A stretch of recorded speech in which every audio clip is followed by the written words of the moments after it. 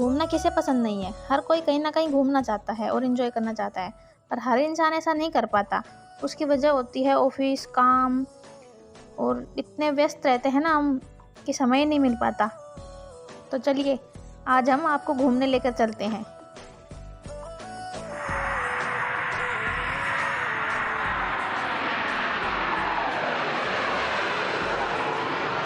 दोस्तों, सबसे पहले हम आपको आगरा लेकर आए हैं। आगरा भारत के चुनिंदा सबसे खास पर्यटक स्थलों में से गिना जाता है, जहाँ करोड़ों लोगों की तादाद होती है। यहाँ विश्व भर से पर्यटकों का आगमन होता रहता है। भारत के इतिहास के कई अहम पहलू इस स्थल से जुड़े हैं। मुगल काल के दौरान यहाँ कई शानदार रचनाओं का निर्माण करवाया गया था, जो भारत की ऐतिहासिक संपदा में बहुमूल्य रत्न का काम करती है। यहाँ का प्रमुख आकर्षण है ताजमहल, जो विश्व के 7 अजूबों में गिना जाता है। जी हाँ, अब हम ताजमहल घूमते हैं। हर कोई चाहता है कि वो अपनी लाइफ में एक बार तो ताजमहल जरूर घूमे या देखे। यह महल शाहजहां ने अपनी बेगम मुमताज़ के लिए बनाया था। सूरज की रोशनी हो या चांद की चांदनी, ताजमहल हर रोशनी में अलग अलग रंगों के साथ खूबसूरत दिखता है। क्या आप जानते हैं ताजमहल लकड़ियों पर खड़ा हुआ है? ये ऐसी लकड़ियां हैं जिसे मजबूत रहने के लिए नमी की ज़रूरत पड़ती है, और वह नमी ताजमहल के बाएं तरफ यमुना नदी से मिलती है। क्या आप जानते हैं ताजमहल की चारों मीनारें झुकी हुई क्यों दिखती हैं? क्योंकि इन्हें ऐसा ही बनाया गया है। अगर कभी भूकंप या बिजली गिरे तो ये मीनारें बीच वाले गुंबद पर ना गिरें और बाहर की तरफ ही गिरें, जिससे ताजमहल को कोई नुकसान ना हो। दोस्तों, आप अपनी लाइफ में एक बार ज़रूर ताजमहल को देखिए। चलिए अब हम ताज संग्रहालय देखते हैं। ताज संग्रहालय आगरा में ताजमहल परिसर के अंदर पश्चिमी नौबत खाना में स्थित है। इसे पहले जल महल के नाम से भी जानते थे। ये 2 मंजिला बिल्डिंग है। इसे भूतल में बनाया गया है। यहाँ ज़्यादातर विद्यार्थी और ताजमहल पर शोध करने वाले ही आते हैं। यहाँ बहुत सी पुरानी वस्तुएं हैं जिन्हें एक बार ज़रूर देखना चाहिए। अब आते हैं मेहताब बाग की ओर। मेहताब बाग ताजमहल के ठीक पीछे यमुना किनारे है। सफ़ेद संगमरमर से बने ताजमहल को देखने के लिए मुगल बादशाह ने यह बाग बनवाया था। यह बहुत ही खूबसूरत है, पर्यटकों को अपनी ओर आकर्षित भी करता है। ताजमहल देखने के बाद में आप यहाँ ज़रूर आएँ, ये बहुत ही खूबसूरत है। आइए अब देखते हैं अकबर का मकबरा। अकबर का मकबरा आगरा के सिकंदर में स्थित है और ये माना जाता है कि इसका निर्माण अकबर ने स्वयं कराया था।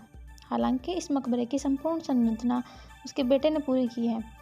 इस मकबरे से एक ऐसा रहस्य जुड़ा है जिसके बारे में अधिकांश लोग नहीं जानते हैं। भले ही यह अकबर का मकबरा है, लेकिन कहा जाता है इसमें अकबर की अस्थियां मौजूद नहीं हैं।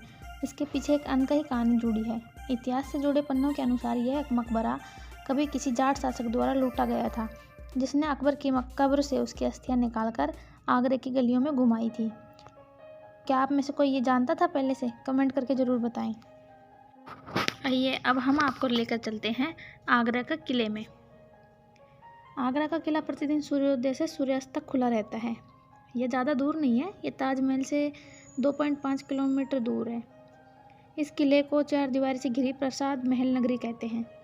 इस भव्य किले का निर्माण 1573 में मुगल बादशाह अकबर ने खुद कराया था। यह किला 3 किलोमीटर के दायरे में फैला हुआ है और 17 फीट ऊंची दीवारों से घिरा है। किले के चारों तरफ 4 दरवाजे हैं। इनमें से एक को खिजरी गेट के नाम से जाना जाता है और ये नदी के सामने की तरफ खुलता है। आगरा के महल में अमर सिंह द्वार से प्रवेश करते ही सबसे पहले जहांगीर महल नजर आता है। जहांगीर अकबर का बेटा है। इस किले में एक और महत्वपूर्ण महल है जिसको खास महल के नाम से जानते हैं। यहाँ पहले सम्राट आराम करने आते थे। खास महल के बाईं तरफ मुसम्मन बुर्ज है, जिसे शाहजहां ने बनवाया था। यह आकार में अष्टकोणीय है। इस टावर में एक खुला मंडप है जहाँ से सम्राट खुली हवा का आनंद लेते थे। यह वह जगह थी जहाँ शाहजहां ने अपनी पत्नी की कब्र ताजमहल को देखते हुए अपने अंतिम दिन बिताए थे। इस किले में एक शीश महल भी है, जिसे ड्रेसिंग रूम की तरह इस्तेमाल किया जाता था।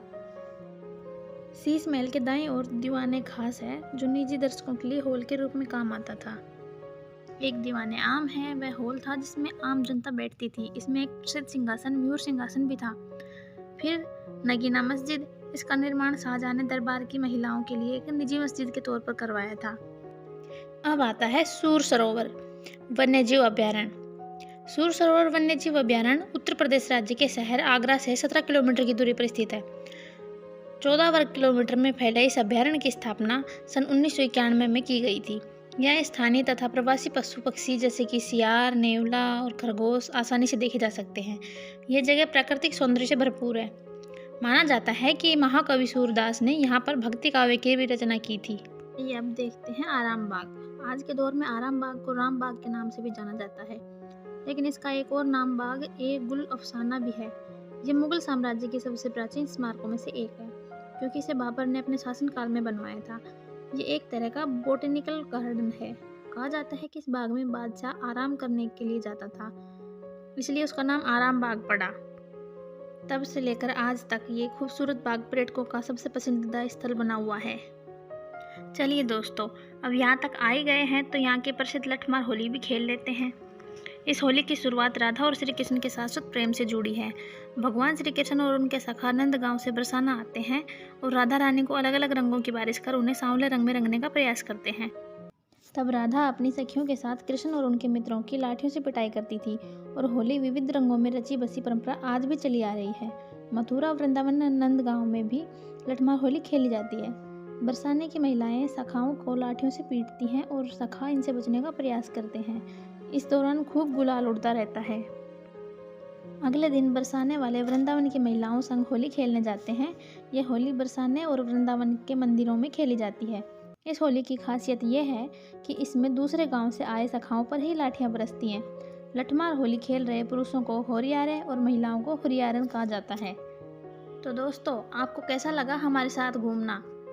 चलिए, अब घूम लिए हैं, चलो अब यहाँ की प्रसिद्ध मिठाइयाँ खाते हैं।